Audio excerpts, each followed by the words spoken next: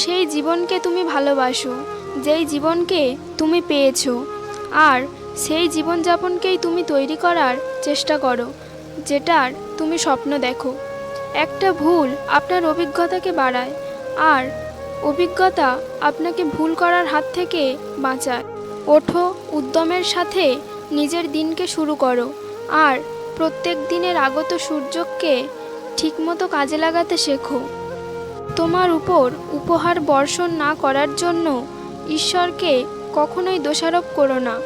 ঈশ্বর কিন্তু প্রত্যেক দিনই তোমার একটা সম্পূর্ণ দিনের সুন্দর উপহার দেয়, সেটাকে ভালো মতো কাজে লাগাও।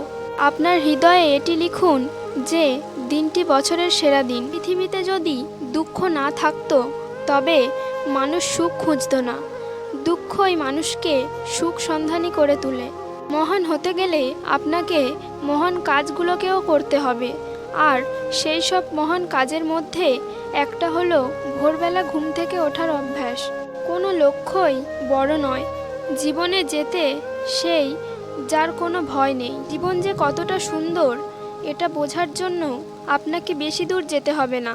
শুধু নিজের চারদিকের পরিবেশটা একটু ভালোভাবে পর্যবেক্ষণ করুন, আপনি বুঝে যাবেন। প্রত্যেকটা পরিচয়ের কোনো না কোনো কারণ আছে। কেউ আপনার জীবনে আসে পরীক্ষা নিতে, কেউ শেখায়, কেউ ব্যবহার করে, আর কেউ আপনার ভেতরের শ্রেষ্ঠটা বের করে আনে। ঈশ্বরের কাছে শেষ আশা নয়, সবার আগে বিশ্বাস তৈরি করুন। হতাশ নয়, জীবনকে ভালোবাসুন। জীবন আপনাকে যে কোনো সময় সেরা উপহারটি দিতে পারে। প্রতি সূর্যাস্ত আমাদের জীবন থেকে একটা দিনকে কমিয়ে দেয়, কিন্তু প্রত্যেক সূর্যোদয় আমাদের আশা ভরা আরও এক দিনকে দেয়।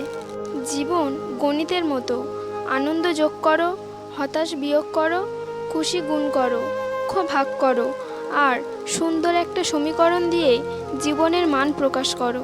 তুমি দুনিয়াকে যেমন নজরে দেখবে তেমনটাই তুমি হয়ে যাবে। গতকাল চলে গেছে, আগামীকাল এখনও আসেনি। আমাদের জন্য আছে আজকের দিন, তাই এখনই শুরু করা যাক।